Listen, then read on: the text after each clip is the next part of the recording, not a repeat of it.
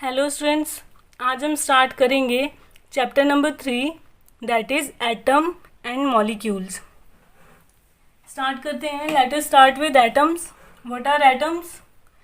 N atom is the smallest particle of an element which may or may not be independent existence. Element का smallest particle हम क्या बोलते हैं? Atom. Element के smallest particle को क्या बोला जाता है? एटम, जो फर्दर डिवाइड नहीं हो सकता, which can not be in divisible further, ठीक है, जो इनडिविजिबल रहता है वो क्या है? आपका एटम है और एलिमेंट का स्मॉलेस्ट पार्ट है, जैसे कि हाइड्रोजन एंड ऑक्सीजन। अब मॉलिक्यूल क्या है? Molecule is the smallest particle of an element और कंपाउंड। कंपाउंड के स्मॉलेस्ट पार्ट को क्या बोलते हैं हम? मॉलिक्यूल। एलिमेंट के स्मॉलेस्ट पार्ट को बोला जाता है एटम और कंपाउंड के स्मॉलेस्ट पार्टिकल को बोला जाता है मॉलिक्यूल। तो मॉलिक्यूल कैसे होते हैं आपके पास? जैसे वाटर H2O, अमोनिया को NH3 बोला जाता है, ठीक है।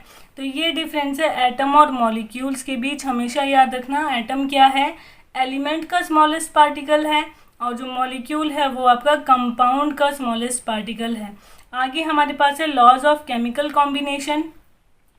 फर्स्ट लॉ क्या है आपका? Law of conservation of mass. Mass can not be created not be destroyed.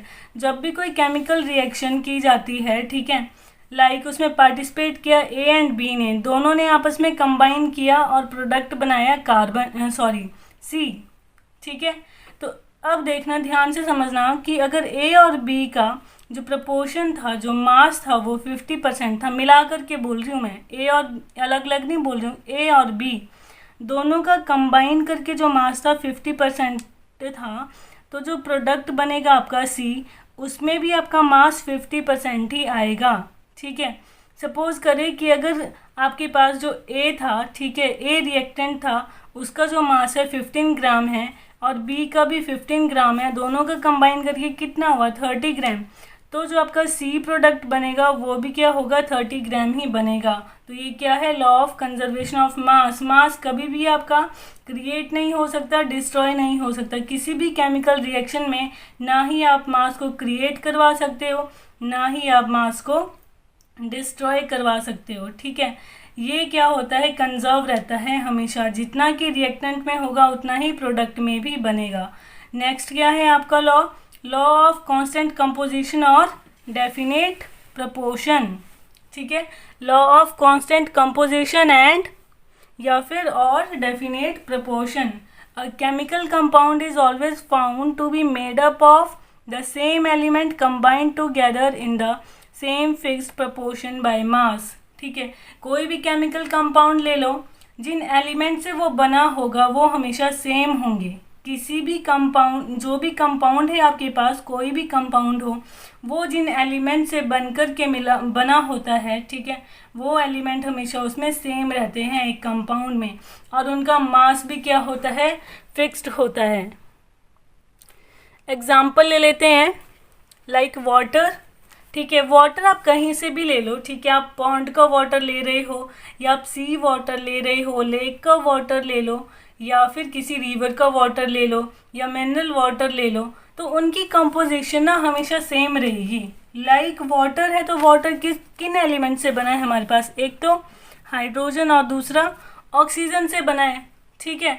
तो यही रहेंगे ना हमेशा वाटर के एलिमेंट। तो ऐसा तो नहीं है कि अगर आप इंडिया से बाहर जा रहे हो, रशिया चले जाओ, कि वहाँ पे वाटर की कंपोजिशन कुछ और ही रहेगी, वाटर के एलिमेंट वहाँ पे जाके चेंज हो जाएंगे, ऐसा तो नहीं होगा। पूरे वर्ल्ड में कहीं से भी आप वाटर ले लो, वाटर के एलिमेंट सेम ही रहते हैं, उसमें हाइड्रोजन और ऑक्सीजन ही होता है, ठीक है। तो बाय मास अगर अब हम देखें, एलिमेंट तो लग गया पता कि एक कंपाउंड में एलिमेंट सेम रहेंगे, ठीक है। कोई फिक्स कंपाउंड है तो उसके एलिमेंट भी फिक्स्ड रहते हैं, लेकिन उसका मास भी फिक्स्ड रहता है। लाइक हाइड्रोजन का मास होता है 1 और ऑक्सीजन का मास होता है 8, और हम इसमें हमेशा सिंपल होल रेशो लेते हैं, ठीक है। तो हाइड्रोजन का मास हमेशा 1 रहेगा और ऑक्सीजन का हमेशा 8 ही रहेगा। ये बात हमेशा ध्यान रखना। जैसे अगला है आपका अमोनिया, NH3, ठीक है। तो अमोनिया भी हमेशा यही रहेगा, ठीक है। अमोनिया के एलिमेंट भी हमेशा आपके पास नाइट्रोजन और हाइड्रोजन ही रहेंगे। ऐसा नहीं होगा कि अमोनिया के आपकी कभी एलिमेंट चेंज होंगे, यही रहेंगे हमेशा, जहाँ से भी ले लो आप अमोनिया, ठीक है। किसी भी कंपनी में वो बना हो, जहाँ भी हो, जैसे भी फॉर्म में आप ले रहे हो, तो उसमें अमोनिया में आपके एलिमेंट नाइट्रोजन और हाइड्रोजन ही रहने वाले हैं। और अगर बाय मास देखें तो बाय मास इनका प्रपोर्शन भी सेम ही रहता है, ठीक है। लाइक नाइट्रोजन का 14 ही रहेगा और हाइड्रोजन का यहाँ पे 3 रहेगा, क्योंकि यहाँ पे आपके पास 3 मॉलिक्यूल्स हैं यहाँ पे, ठीक है, हाइड्रोजन के, तो इसलिए यहाँ पे 3 रहेगा, ठीक है। तो ये समझ में आया कि क्या होता है लॉ ऑफ कांस्टेंट कंपोजिशन, ठीक है। नेक्स्ट है हमारे पास Dalton's atomic theory. Dalton's atomic theory हमें क्या बताती है? All matter is made up of very tiny particles called atoms, ठीक है। जो मैटर होते हैं आपके वो किन से बने होते हैं? स्मॉल टाइनी पार्टिकल से। ये आपने पढ़ा भी होगा पिछले चैप्टर में जब हमने मैटर की करेक्टरिस्टिक्स पढ़ी थी, ठीक है। तो मैटर की करेक्टरिस्टिक फर्स्ट क्या होती है कि उसमें टाइनी पार्टिकल्स होते हैं, और उन टाइनी पार्टिकल्स को हम क्या बोलते हैं? एटम्स, जो कि फर्दर डिवाइड नहीं हो सकते, ठीक है। अगर ये सपोज करो कि कोई भी आपके पास कंपाउंड है, तो इसे हम डिवाइड कर सकते हैं 2 में, लेकिन ये इतना छोटा होगा, इतना छोटा पार्टिकल होगा कि आप उसे इमेजिन भी अगर किसी से कंपेयर भी करना चाहो तो नहीं कर सकते, क्योंकि वो फर्दर डिविजिबल है ही नहीं, इतना छोटा पार्टिकल होता है एटम, ठीक है। तो ये हो गया आपका फर्स्ट जो पोस्टुलेट था डाल्टन्स का, क्या था? All matter is made up of very tiny particles called atom. तो एटम हम किसको बोलते हैं? मैटर के स्मॉलेस्ट, मतलब जो मैटर आपका टाइनी पार्टिकल से बना होता है वो सबसे छोटा पार्टिकल, ठीक है। एलिमेंट का सबसे छोटा पार्टिकल क्या है? Atom. Which participate in chemical reaction, और वो केमिकल रिएक्शन में पार्टिसिपेट करता है। सेकेंड क्या है? Atoms are individual particles which cannot be created or destroyed in a chemical reaction। Atom क्या है? इंडिविजुअल होता है वो, ठीक है, इंडिविजुअल पार्टिकल है, ठीक है। फर्दर वो डिवाइड नहीं कर सकते हम उसको, ना ही हम एटम को क्रिएट कर सकते हैं, ना ही हम डिस्ट्रॉय कर सकते हैं। और ये क्या था? हमारा लॉ ऑफ कंजर्वेशन ऑफ मास भी है यही हमारा, ठीक है। जो केमिकल कंपोजिशन के हमने, केमिकल रिएक्शन के हमने जो क्या पढ़े, लॉज पढ़े, उसमें एक ये भी था कंजर्वेशन ऑफ मास, कि एटम को क्रिएट नहीं किया जा सकता, ना ही डिस्ट्रॉय किया जा सकता है, ठीक है, किसी भी केमिकल रिएक्शन में। थर्ड पोस्टुलेट क्या है?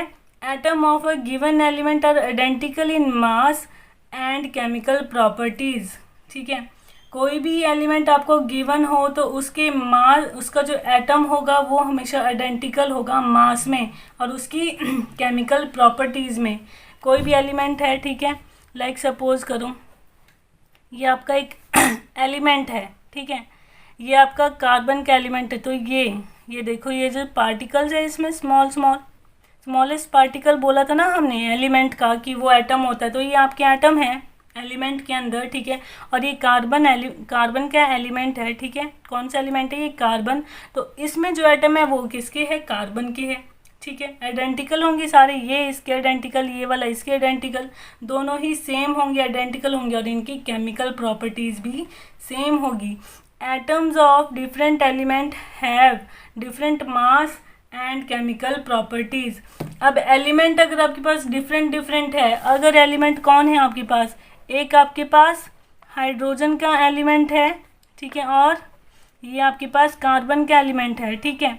तो जो इसके अंदर आपके पास एटम होंगे और कार्बन के अंदर जो एटम होंगे वो दोनों ही डिफरेंट होंगे, ठीक है। हाइड्रोजन के एटम अलग होते हैं और कार्बन के एटम अलग होते हैं, और इन दोनों की प्रॉपर्टीज भी अलग अलग होगी, जो इनकी केमिकल प्रॉपर्टीज होगी वो भी अलग अलग होगी, ठीक है। तो क्या बोलने का मतलब है? Atom of different element have different mass and chemical properties. Different element के एटम्स जो होते हैं वो हमेशा डिफरेंट होते हैं बाय मास और बाय केमिकल प्रॉपर्टीज। नेक्स्ट क्या है हमारा? postulate all combine atoms combines in the ratio of small whole number to form compound। ठीक है, कोई भी कंपाउंड अगर बनाना है आपको तो जो उसमें एटम्स का रेशो होगा, ठीक है, वो स्मॉल होल नंबर रहते हैं हम हमेशा ही, ठीक है। लाइक हाइड्रोजन का कितना होता है? 1, ठीक है, तो हमेशा इसका 1 ही आएगा। जो अगर आप हाइड्रोजन से कोई कंपाउंड बनाना चाहते हो, ठीक है, तो हाइड्रोजन का जो एटम है उसका जो रेशो रहेगा हमेशा 1 से ही लिया जाएगा। लाइक हमने वाटर का लिया था कितना, तो वाटर का वैसे तो इसका कितना होगा 2 और इसका होगा 16, लेकिन यहाँ बोला कि होल नंबर रेशो लेना है, हमें होल नंबर लेना है, तो होल नंबर क्या आ जाएगा इसका 1 और इसका आ जाएगा 8। ठीक है, तो ये रहा आपका 1:8 में आएगा इसका हमेशा ही जो मास लेंगे हम। ठीक है, जैसे हमने किस में पढ़ा था, कांस्टेंट कंपोजिशन में पढ़ा था, लॉ ऑफ कांस्टेंट कंपोजिशन में। The relative number and kinds of atoms are constant in a given compound. ठीक है, तो कोई भी कंपाउंड अगर आपको दिया गया है तो उसमें जो एटम्स हैं, ठीक है, वो कितने काइंड्स के हैं एटम्स, वो कांस्टेंट रहेगा और उनका रिलेटिव नंबर भी कांस्टेंट रहता है। तो ये थे हमारे कुछ पोस्टुलेट डाल्टन एटॉमिक थ्योरी के। नेक्स्ट हम नेक्स्ट वीडियो में करेंगे। ठीक है, वॉचिंग।